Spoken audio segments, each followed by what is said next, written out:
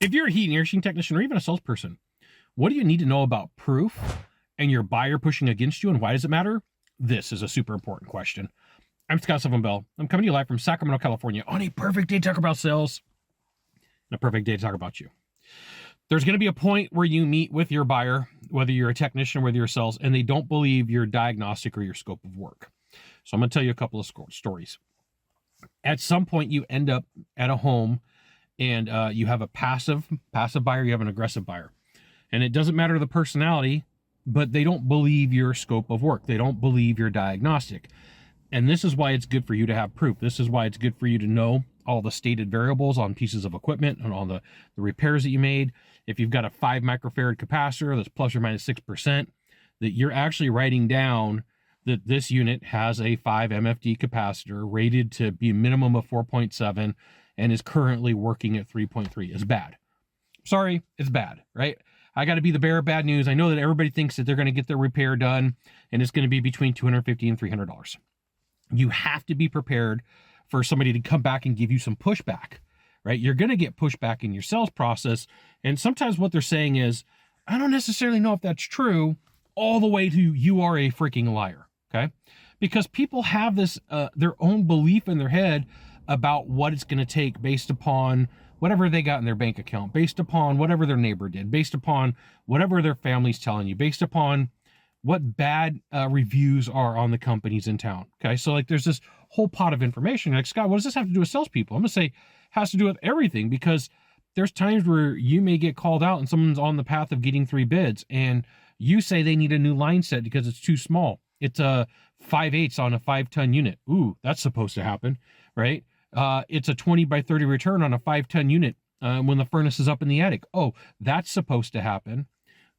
Somebody went out there and oversized the unit because the homeowner got brand new windows and insulation, and now they no longer need a 3.5 ton, and now they need a 3. But everybody else went out there and just looked at the label and said, now you need a 3.5 ton.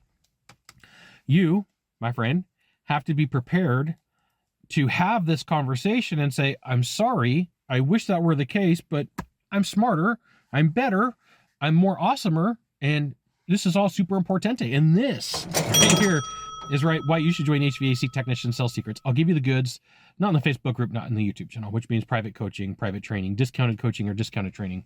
You need proof. Proof.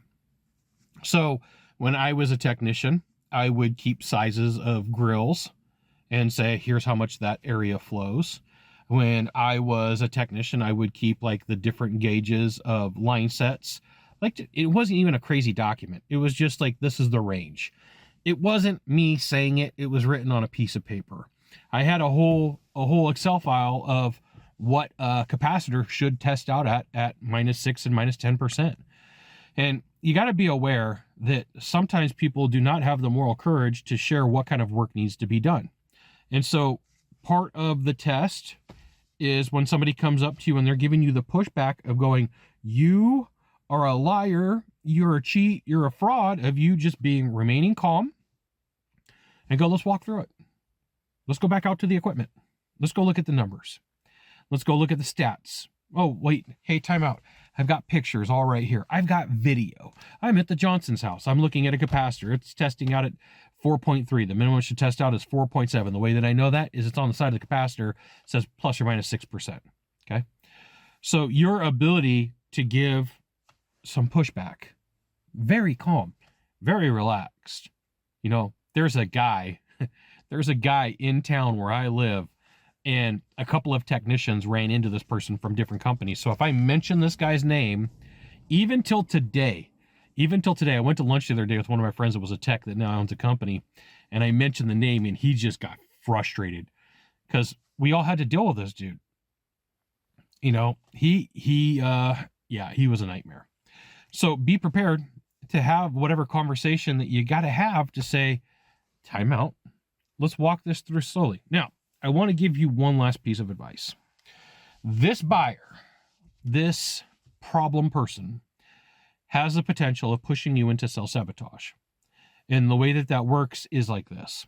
You meet with Mr. Buyer or Mrs. Buyer, person. You meet with this person.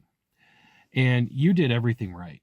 You looked at the equipment, you diagnosed it properly, You figured out what was working, you figured out what was not working, and then they give you their load of crap, right?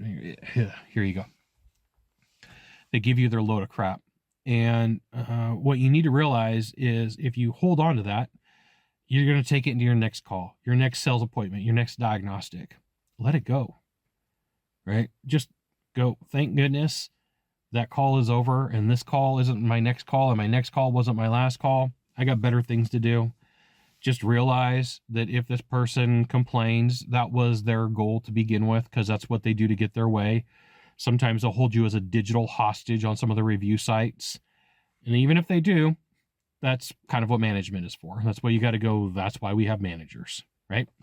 You got 1 of 3 things to do from here. Just 1 of 3. Find the subscribe button. Click on it every time I send out a video.